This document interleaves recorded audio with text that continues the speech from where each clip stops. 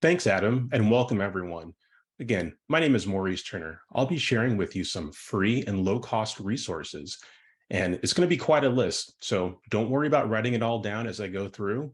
All this information will be available for you at the end of the presentation. I like to start with the first and most important set of information. It's the Telework best practices from the federal government.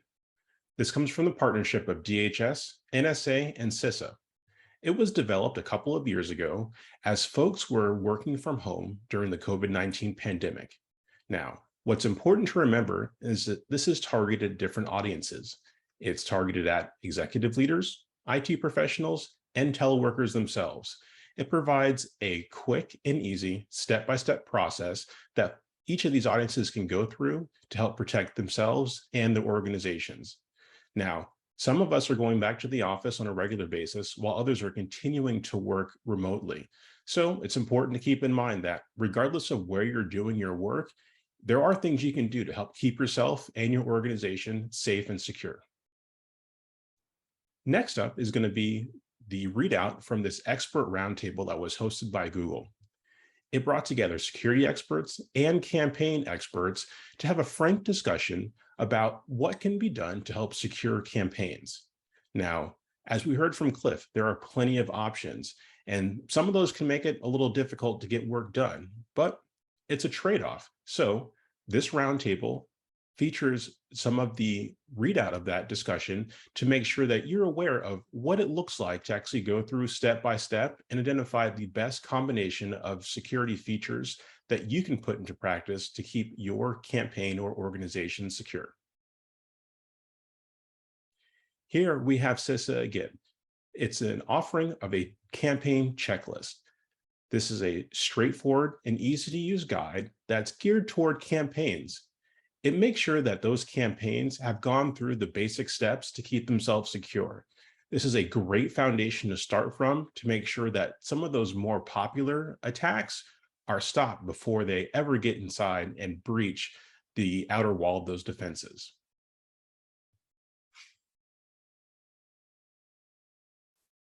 Here's a cybersecurity toolkit to help protect elections.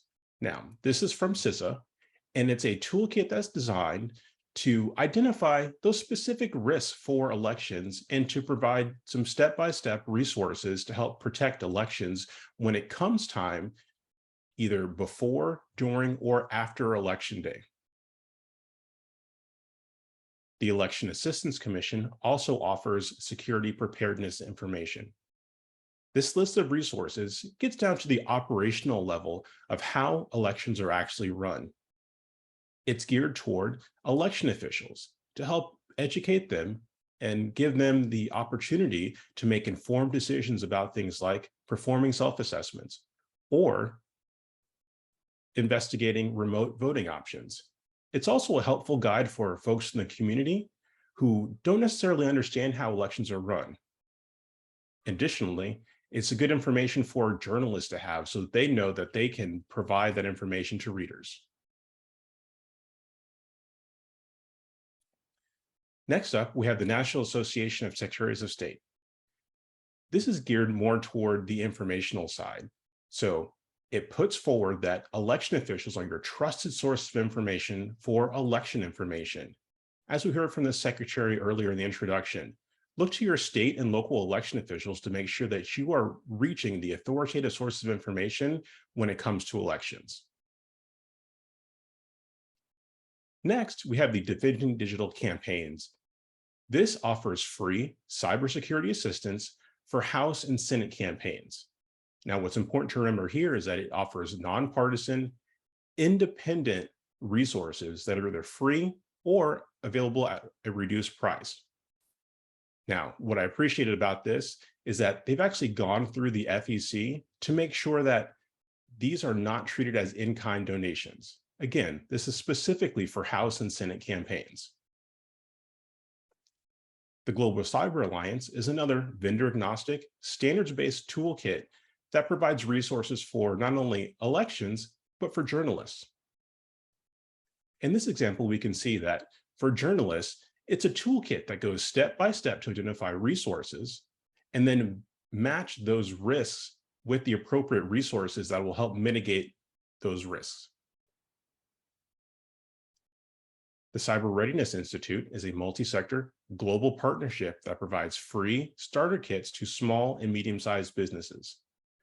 Now, you might be asking yourself, we're talking about elections, aren't we? What does it have to do with small and medium-sized businesses? Well, if you think about it, campaigns are basically a small business that ramps up quickly and then goes away fairly quickly too after election day. So it's important to make sure that having conversations with volunteers and campaign staff about their role in providing election security happens as quickly and as easily as possible. As Cliff mentioned earlier, one of the best ways that you can stay protected online is to make sure that you're taking advantage of the strongest security offerings from those providers that you're getting your email and cloud storage from. Google offers this, and it's called Advanced Protection Program. This is available to folks like activists, journalists, politicians, and campaigns to make sure that regardless of the elevated risks that these different groups face, they're getting the best protection that Google has to offer. Microsoft has a similar program called Defending Democracy, and they provide their account guard technologies to make sure that their email and cloud servers are also protected at the highest levels for those users that are at elevated risks.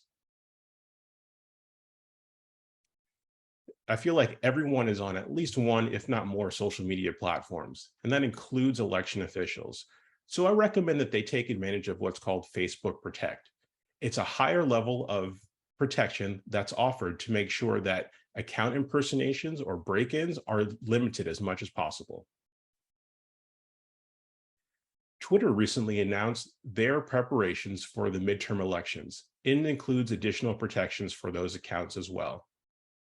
Secondly, it includes labeling for election officials and candidates to make sure that folks who are going to Twitter to get their information know who that information is coming from, especially when a candidate is involved. We heard Adam talk about TikTok earlier, and they've also announced their strategy for the midterm elections coming up shortly. It includes additional features like reporting and media literacy to help guide conversations in a way that helps to limit the spread of misinformation and disinformation on this entertainment platform.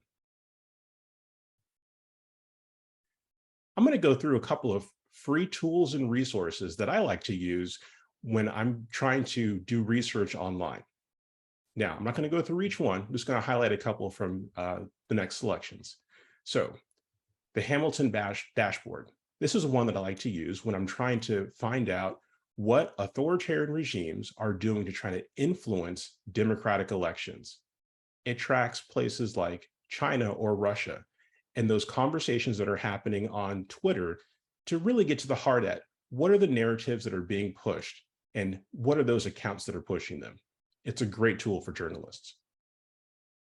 Another tool that I like to use when I come across a story that seems too good to be true is FactCheckorg.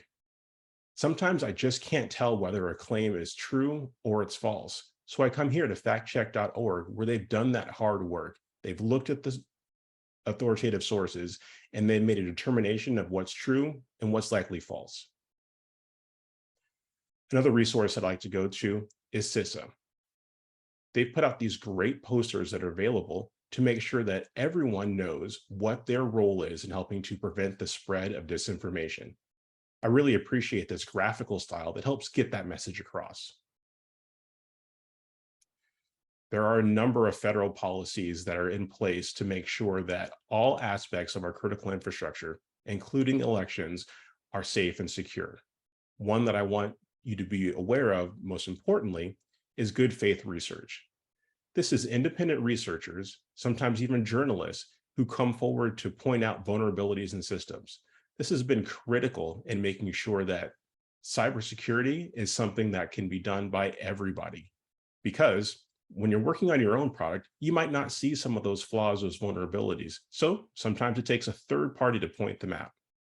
I encourage everyone who runs any sort of a network system to have a procedure in place to make sure that they can actually interface with some of those good faith researchers to learn about vulnerabilities and get them patched.